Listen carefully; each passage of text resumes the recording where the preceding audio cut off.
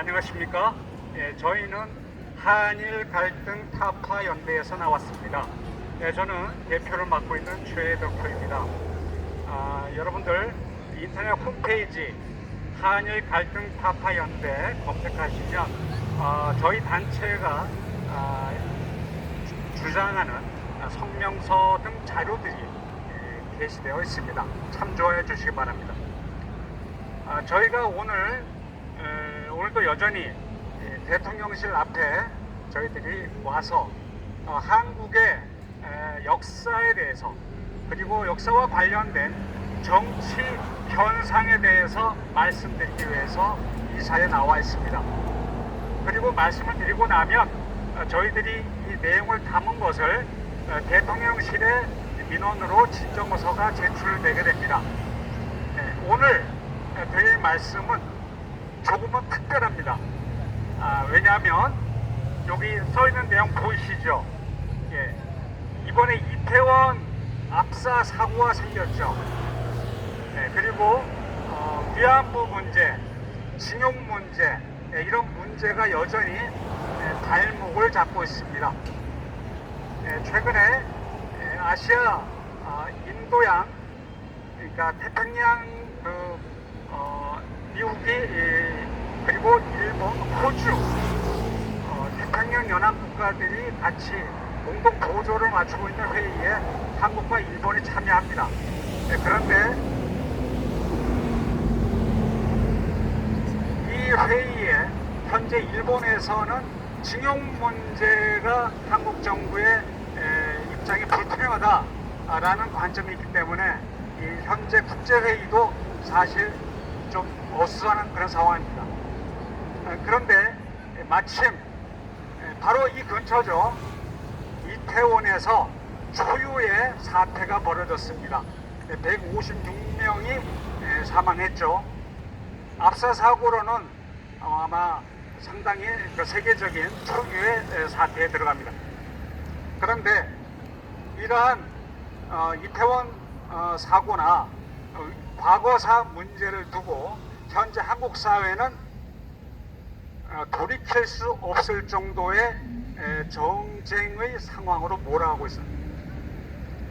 그러니까 애초에는 더불어민주당에서 여야가 협조해서 이 문제를 풀어보자 그러더니 이제는 윤석열 정권 퇴진으로 입장을 선회했습니다.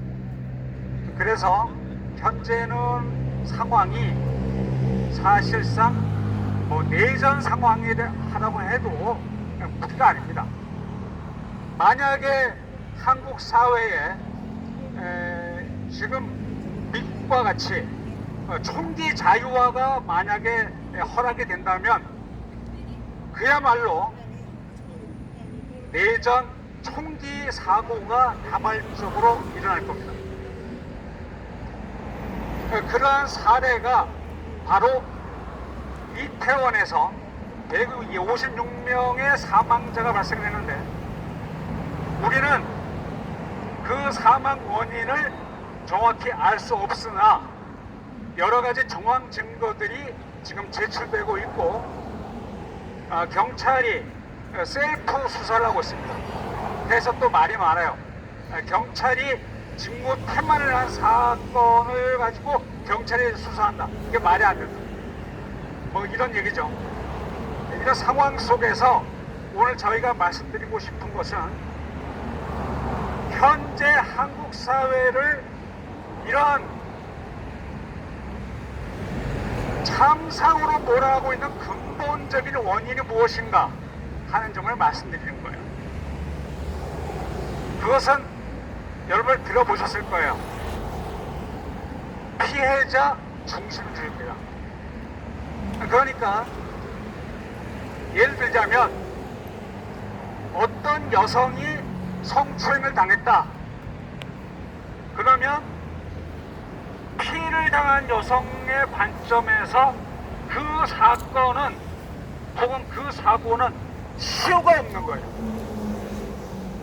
여러분들 아시다시피 지면에서 알려진 그런 인물들 성과 관련된 그런 사고들이 수십 년 전으로 거슬러 올라가서 보도가 되고 있어요. 뭐 잘 아시는 뭐 시인 고은 같은 사람도 그런 사례 중 하나죠. 치유가 없는 거예요. 피해를 당한 여성의 관점은 치유가 없다, 이런 거예요. 그러니까 법률적으로는 공소시효가 있어요. 법률에는 공소시효가 있는데 피해자 중심주의에 걸리면 시효가 없어요. 똑같은 게 뭐예요? 또 위안부죠. 일본군 위안부 문제는 일제 치하에 벌어졌던 일인데 시효가 없어요. 그래서 지금도 진정한 사과와 법적 배상을 요구해요. 아시아 여성기금과 화해치유재단에 누적된 금액이 1인당 1억 5천. 김대중 정부 이후 한국 정부에서 약 5천. 누적이 한 2억 되죠. 그래도 이거 하지 않는다는 거예요. 그러니까 일본은 100년, 1000년의 원수다, 뭐 이런 얘기 하는 거예요. 그거 누가 주로 그런 얘기 잘하죠? 북한이 그런 얘기 잘하죠. 이런 상황 속에서 이번에 이태원 사고가 생겼어요. 그러니까 또 어떻게 돼요? 이제는 국가가 범인이다, 이게 나오는 거예요. 국가가 범인이다, 국가가 책임져라, 이러는 거예요. 근데 가만 보니까 그것도 약간 일리는 있어요. 들리는 바에 의하면 이태원에 정보관들이 한 명도 배치되지 않았다. 경찰에 신고를 했어도, 119에 신고를 했어도, 112에 신고를 했어도 전혀 대응이 안 됐다. 이런 거는 시스템 문제니까 문제를 삼을 수 있어요. 그런데 그 조직이, 경찰 조직이 용산 경찰서장을 누가 알박게 한 거예요? 그건 윤석열 대통령이 알박게 한 게 아니에요. 그건 문재인이가 알박게 한 거예요. 그러면 문재인이가 알박게 한 경찰서장 책임을 윤석열이가 책임져야 되느냐? 이런 거 굉장히 어려운 얘기예요. 지금 정부 각 기관에 문재인이가 알박게 한 인사들이 엄청 많습니다. 윤석열이 대통령 권한을 행사하고 싶어도 이들 문재인 알박기 인사들에 의해서 집행이 안 돼요. 그런 상황이에요. 그래서 이번에 이러한 작게는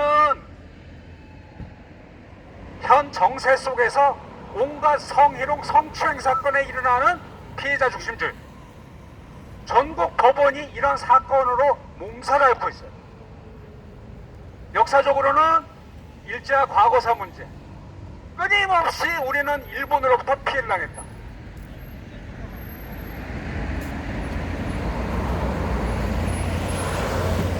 삼성이나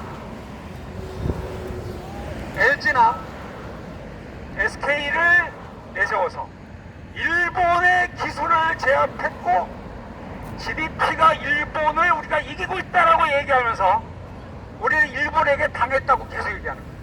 뭐가 안 맞죠? 오늘 저희는 더 이상 이러한 피해자 중심주의라고 하는 요술방망이와 같은 선전선동 정치 수단에 우리 국민들이 놀아나서는 안 되겠다. 그러기 위해서는 피해자 중심주의를 선동하는 특정 정치 세력, 단체, 언론기관, 이들에 대한 문재인 정부의 단호한 조치가 있어야 되겠다. 윤석열 정부. 문재인 정부가 그런 권력이 있는지 모르겠어요. 제 뒤에 있는 이 대통령실이 윤석열 대통령이 직을 수행하는데 이 범위가 여기 안에 갇혀 있을 수도 있어. 실제 대한민국의 권력은 아직까지도 문재인과 전 정권 세력들이 가지고 있는 게 아닌가, 그런 우려를 하고 있습니다. 조금은 우려스러운 얘기지만 이태원 사고에 대해서 가장 발빠른 동작을 하고 있는 단위가 네티즌 수사대입니다. 이 네티즌 수사대들은 주로 유튜브를 통해서 자신들이 모은 정보를 정리하고 있는데, 이태원의 압사 사고 때 밀어라고 얘기했던 그 수신호를 한 수신호의 근거가 건설 현장에서 일하는 노동자들의 수신호라고 밝히고 있습니다. 그리고 거기에 민노총 차량이 발견됐고 민노총 조합원이 2명이 사망했어요. 그리고 어젯밤부터 신뢰하시는지는 알 수 없어요.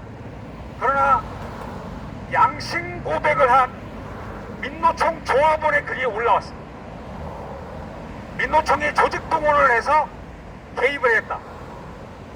여기에 대해서 당국이 조사해달라, 이런 글들이 올라오고 있습니다. 우리는 당국의 철저한 조사를 촉구하면서 윤석열 정부가 속히 피해자 중심주의라는 이 허무맹랑한 선정적 프로파간다를 더 이상 용인하지 않는 그런 사회를 만드는데 앞장서 주기를 바랍니다.